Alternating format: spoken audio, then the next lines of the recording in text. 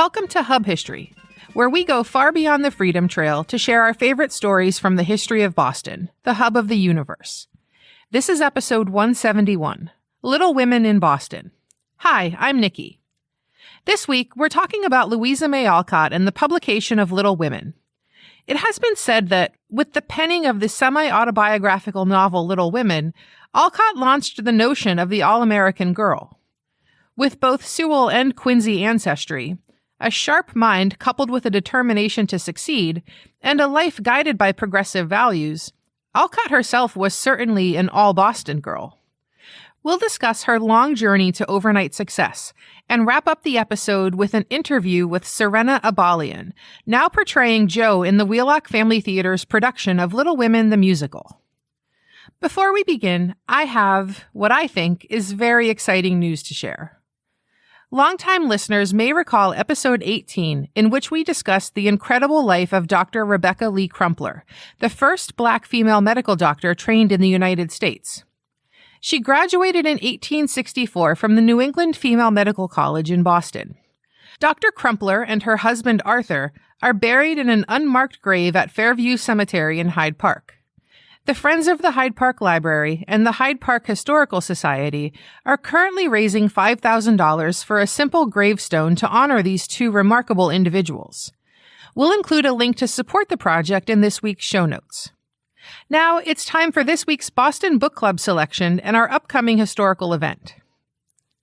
Our pick for the Boston Book Club this week is Inside the Combat Zone, the stripped-down story of Boston's most notorious neighborhood by Stephanie Shoro. On the author's website, Inside the Combat Zone is described as follows. Upscale restaurants, majestic theaters, and luxury condos line the streets of downtown Boston today.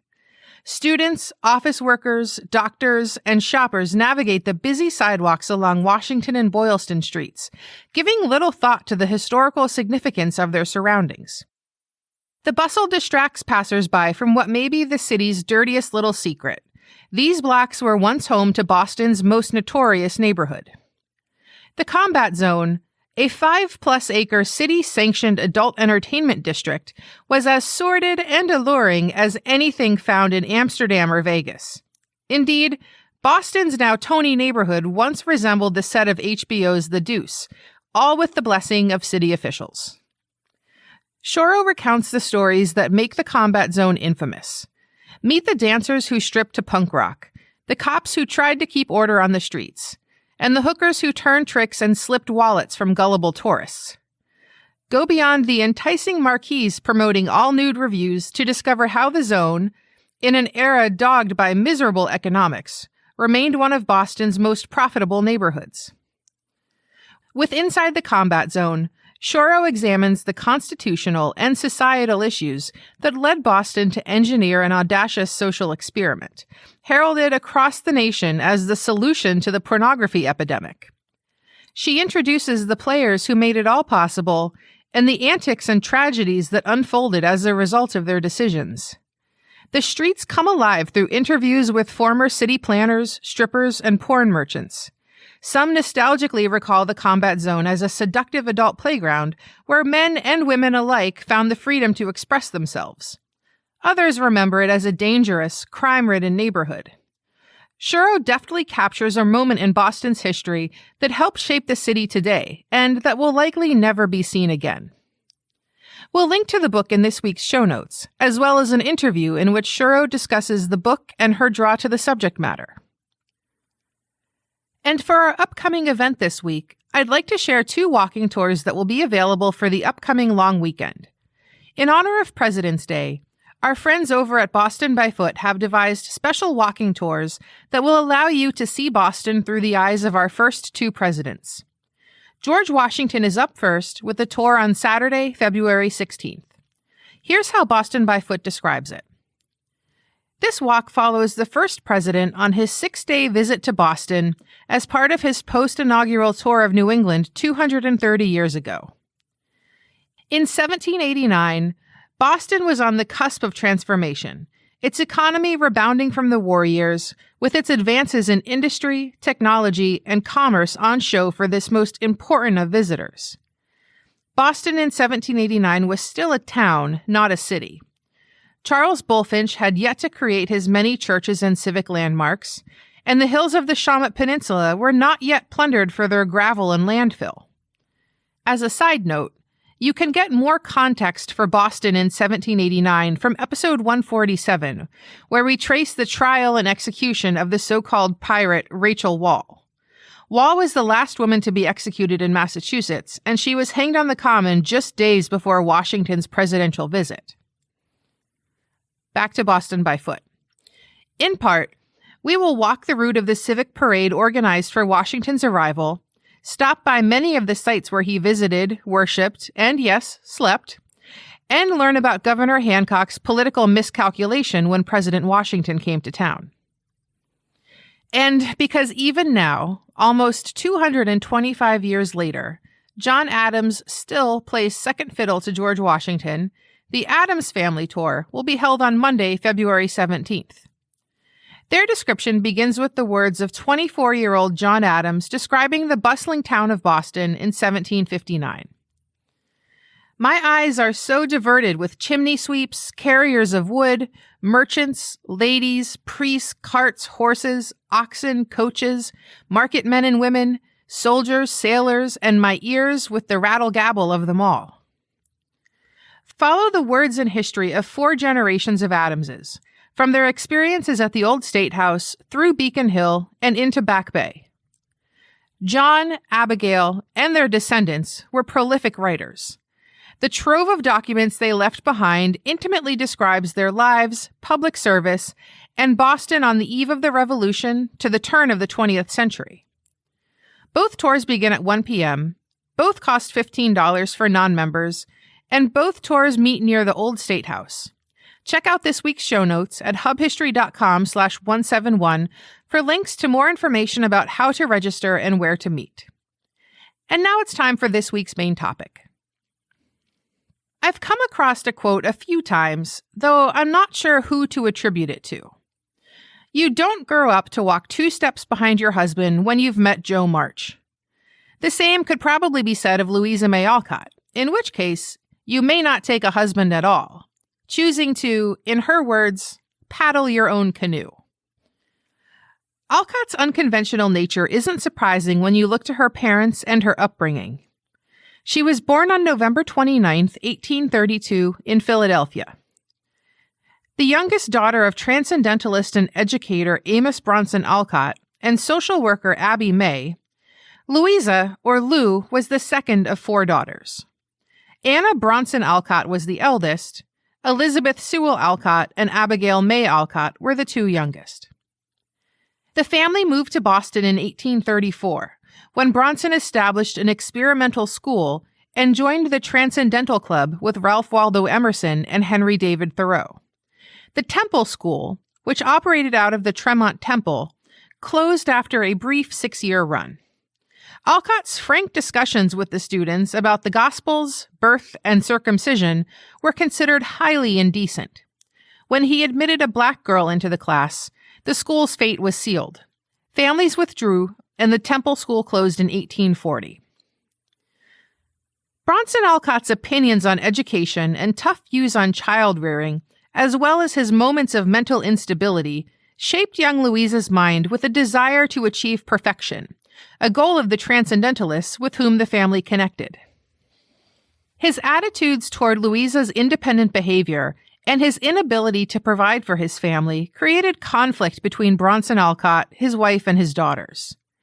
Abigail resented her husband's inability to recognize her sacrifices and related his thoughtlessness to the larger issue of inequality of the sexes. She passed this recognition and a desire to redress these wrongs done to women onto Louisa. In 1843, the Alcott family moved, along with several others, to the utopian Fruitlands community for a brief interval in 1843 to 1844. Historian Joan Goodwin describes their time there. Fruitland made use of no animal products or labor, except, as Abigail Alcott observed, for that of women. She and her small daughters struggled to keep the household and farm going, while the men went about the countryside philosophizing. After the collapse of the utopian Fruitlands, they moved on to rented rooms, and finally, with Abigail May Alcott's inheritance and financial help from Emerson, they purchased a homestead in Concord. They moved into this home and named it Hillside on April 1st, 1845. While at Hillside, Bronson and Abby put their abolitionist views into practice. The National Park Service details this activity in the house that would later become known as the Wayside. By April of 1845, the Wayside, then dubbed Hillside, was owned by Bronson and Abigail Alcott, whose children were Anna, Louisa, Elizabeth, and May. In late 1846 and early 1847, the Alcotts aided at least one runaway enslaved man on his flight to freedom along the Underground Railroad. Mrs. Alcott wrote to her brother in January 1847. "We have had an interesting fugitive here for 2 weeks, right from Maryland. He was anxious to get to Canada, and we have forwarded him the best way we could. His sufferings have been great, his intrepidity unparalleled. He agrees with us about boycotting slave produce. He says it is the only way the abolition of the slave can ever be effected. He says it will never be done by insurrection." Bronson Alcott described the arrival of a fugitive slave in his journal, noting, "He is scarce 30 years old, athletic, dexterous, sagacious, and self-relying. He has many of the elements of a hero. His stay with us has given image and a name to the dire entity of slavery, and was an impressive lesson to my children, bringing before them the wrongs of the black man and his tales of woe." The family moved in 1852, selling to Nathaniel Hawthorne, who renamed the home the Wayside. The Alcotts moved 22 times in 30 years. Poverty made it necessary for Louisa to go to work at an early age as a teacher, seamstress, governess, domestic helper, and eventually as a writer. Her sisters also supported the family, working as seamstresses, while their mother took on social work among the Irish immigrants, becoming one of the first paid social workers in Boston. Louisa quickly tired of their life of genteel poverty and struggle. She is quoted as saying, "I wish I was rich, I was good, and we were all a happy family this day." It's clear that she was driven in life not to be poor. Louisa's first book, written in 1849, was Flower Fables, a selection of tales originally written for Ellen Emerson, daughter of Ralph Waldo. She then wrote a story entitled How I Went Out to Service, which was based on her experience working as a domestic helper in Dedham. Kit Haggard, director of the Boston Literary District, tells us the story of what happened next. Shortly after, in 1862, Alcott lived briefly with her second cousin, Annie Adams. Adams was a writer herself, author of a number of sentimentalist novels, as well as sketches of the many literary figures in her life, including Longfellow, Emerson, and Hawthorne. In later years, she was the close companion, and it is suspected, the lover, of American novelist Sarah Orne Jewett. At the time when Alcott stayed with her, however, she was married to publisher and editor James T. Fields. At some point during the period in which Alcott was staying with Adams and Fields, she showed him her story, How I Went Out to Service, with the hope of seeing it in the Atlantic Monthly. Fields famously advised Alcott, "Stick to your teaching. You can't write."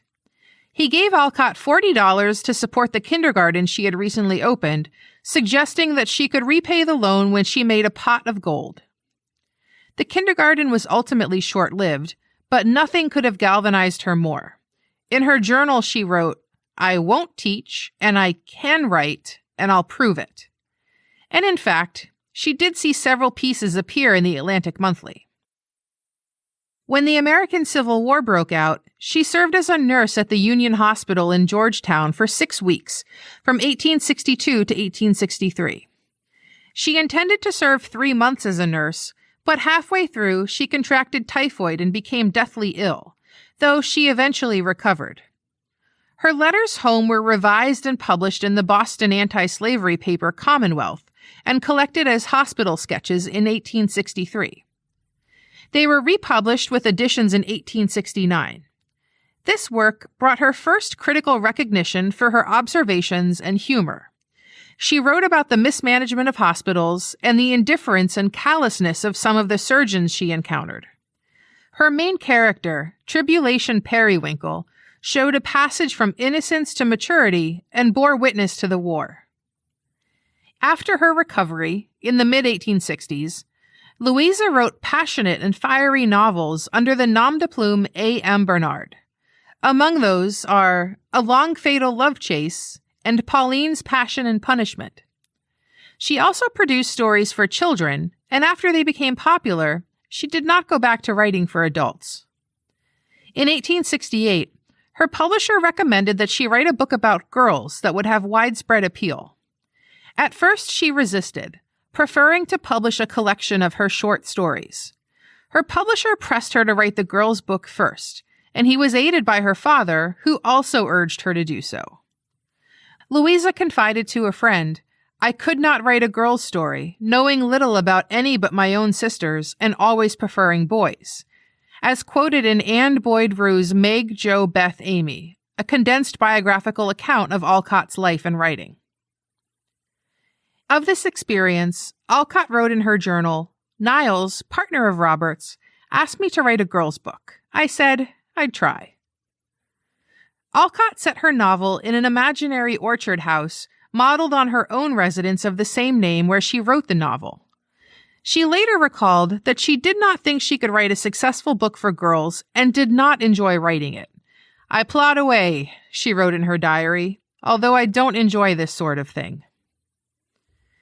By June, Alcott had sent the first dozen chapters to Niles, and both agreed that they were dull. But Niles's niece, Lily Almy, read them and said that she enjoyed them.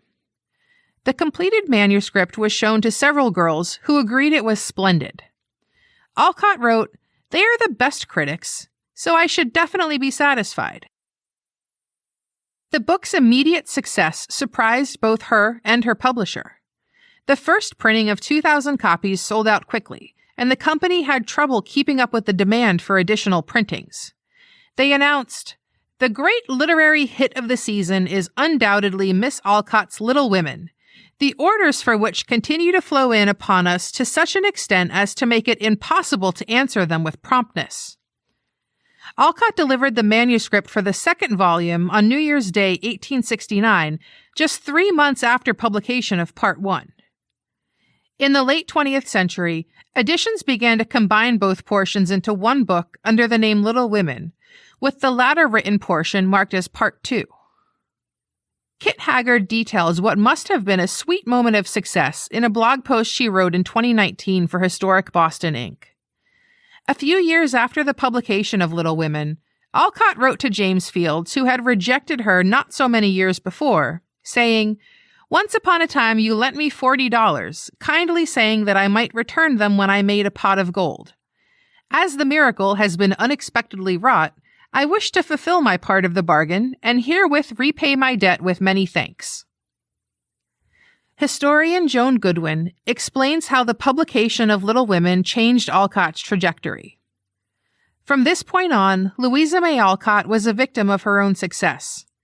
Though she yearned to do more serious fiction, children's books flowed from her pen for the rest of her life because they supported her family. Louisa herself wrote, "20 years ago, I resolved to make the family independent if I could. At 40, that is done. Debts all paid, even the outlawed ones, and we have enough to be comfortable. It has cost me my health, perhaps, but as I still live, there is more for me to do, I suppose."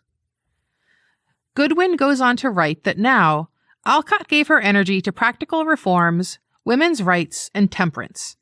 She attended the Women's Congress of 1875 in Syracuse, where she was introduced to Mary Livermore.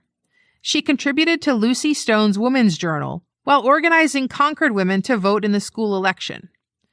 "Was the first woman to register my name as a voter," she wrote.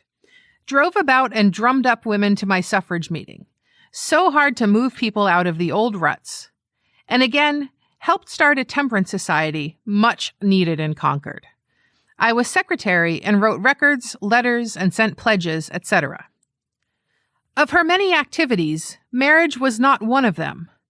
She explained her spinsterhood in an interview with Louise Chandler Moulton. "I am more than half persuaded that I am a man's soul put by some freak of nature into a woman's body, because I have fallen in love with so many pretty girls and never once the least bit with any man." In 1877, Alcott was one of the founders of the Women's Educational and Industrial Union in Boston. And after her youngest sister May died in 1879, Louisa took over the care of her niece, Lulu, who was named after Louisa. Alcott suffered chronic health problems in her later years, including vertigo. Her father suffered a stroke in 1882, and Louisa moved him to 10 Louisburg Square on Beacon Hill. On March 1st, 1888, as Louisa was sitting with Bronson, he said to her, "I am going up. Come with me." And she responded, "I wish I could." He died 3 days later on March 4th, and Louisa died just 2 days after him. 150 years later, Little Women endures, with the latest film version recently hitting theaters, and Little Women the musical playing at the Wheelock Family Theater through February 23rd. To discuss the production's connection to the novel and why you might want to catch the show, Sirena Abalian is calling in from backstage.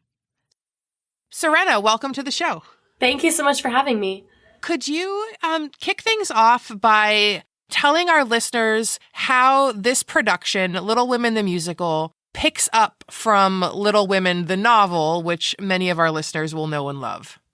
Sure. So our story does a beautiful job of going back and forth and really highlighting the most iconic moments in Louisa May Alcott's story. Unfortunately, as much as we wish we could put every single beautiful experience that the March sisters have, we'd be here all day and night. But we do highlight some of the most beautiful, precious, and growing moments in each of the characters in a beautiful, beautiful way. Our cast is amazing. And of course, we are a musical, so we make it as entertaining as possible.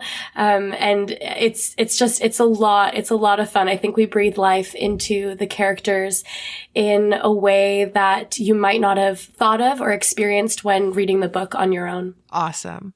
So how do you prepare for a role in a production that's set in the 19th century, particularly when you're then also playing a character that's based on somebody who's so well known and loved? Right. So the amazing thing about working with Wheelock is that we spend so much time really diving into the text and figuring out the nuances of how it was written for us to be performing it, and as well our own experiences and interpretations of it. As we all know, all of these roles, regardless of what year they were written, are applicable to how we are as women and human beings today, regardless of gender. But something so magical of being able to take, like you said, an iconic character such as Jo and understand that the journey and the struggles that she faces back in the 1860s are somewhat unfortunately also still occurring today in our modern world, and, taking bits of our own experiences as a woman in, the creative industry and being able to navigate, the struggles and how that felt like for me and just growing up and, having friends and having loss and going through grief. They go through everything that we go through. And it is beautifully set in a beautiful time period. And we just kind of get to transplant it into our own modern view of things and be able to speak life into the lines in such a manner. That's an excellent segue and kind of an answer also to my next question. Little Women is definitely having a moment right now with the film release, but I would also argue that Little Women has never not had a moment pretty much since it was released. So, my question was going to be why do you think the novel has held up so well over time? And I feel like you really touched on a lot of that already.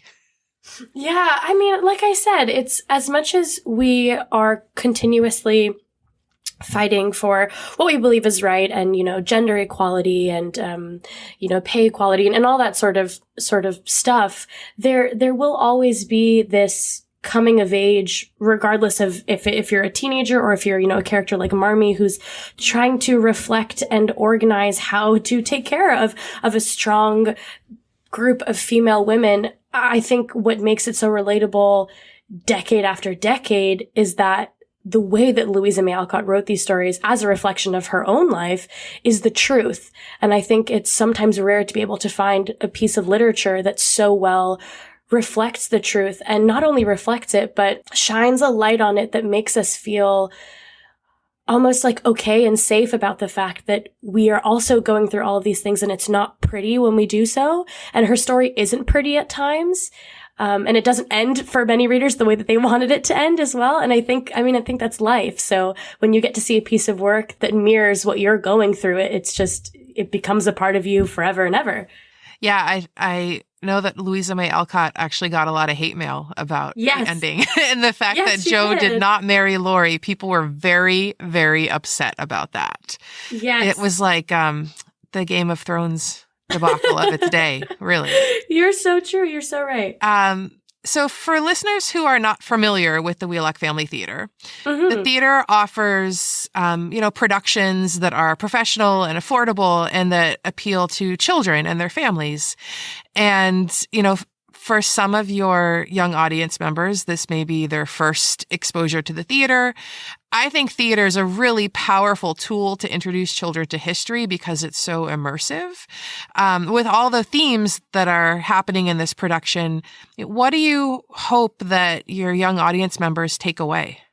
I hope that they are empowered more than anything to not forget about that starry look in their eye, or, that sometimes we can see the world through, what is that? Pink glasses? What, pink lenses? Whatever that phrase is. Rose-colored glasses. That's the word. That's what I'm looking for. Rose-colored glasses. That there is so much beauty in that, and that you shouldn't let anyone quiet that voice or that desire to be bigger than yourself and to be very true and honest with yourself. And we see that in all the characters, not only the female characters and the young characters, but also in, the male roles too, that they only become themselves when they are able to continue to believe in what they believe in the strongest. And I think throughout all of the musical numbers and the fun that we have on stage, I just think it's a very empowering story for people of all ages, regardless of if you're, a little girl dreaming of getting to the stage or becoming a world-renowned writer, as Jo likes to say, or, if you're the mother of those or father of those children and just, needing that extra push and reassurance that you don't have to forget about the whimsy of what it is to enjoy life. So I just have one last question for you. It's a very important question, though. Which little woman do you most identify with? And I know that you're playing Jo, right, but if you put that aside, who do you most identify with? I would say it would be a combination of probably Amy and Jo. On. Yeah, because I have Jo's very outspoken stubbornness, and more so Amy's stubbornness a little bit as well. But I do find that it's almost like this beautiful melange of the two characters that I think would be most similar to me. I don't think I'm nearly as... I think Jo's a lot braver than I ever was, or at least I'm becoming. And in that sense, I'd like to think I may be a little bit more of an Amy, where I just pout about things if I can't get my way. But Jo's bravery is definitely something that I'm trying to lean into as much as possible. So she's teaching me a lot the more I work with her as a character. Yeah, I imagine that later in life, Jo and Amy were very, very close. Yes. Because they are two sides of the same coin. Yes, precisely. But I have always identified as an Amy. I'm the youngest sibling, and I like nice things. Yeah. I think Amy gets a bad rep. She does. There's the whole lime incident, but you know what? I like limes. Yeah. And I like nice things. Yes. Sirena, yes, it's been great to chat with you. Likewise. I know that you have to run to a rehearsal right now. Yes. But I hope many of our listeners will come see you at the theater. I hope so too. We're having so much fun here, and we just can't wait to share the story with everybody. Great. Thank you. To learn more about Louisa May Alcott, check out this week's show notes at hubhistory.com/171. We'll have links to Louisa's page on the Boston Women's Heritage Trail, Kit Haggard's blog post, the National Park's profile of the Wayside, and more.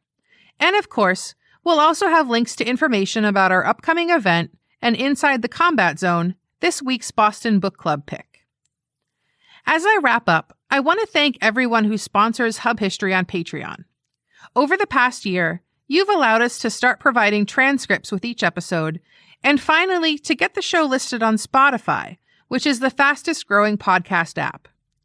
If you're not supporting the show and you'd like to, just go to patreon.com/hubhistory or visit hubhistory.com and click on the support link.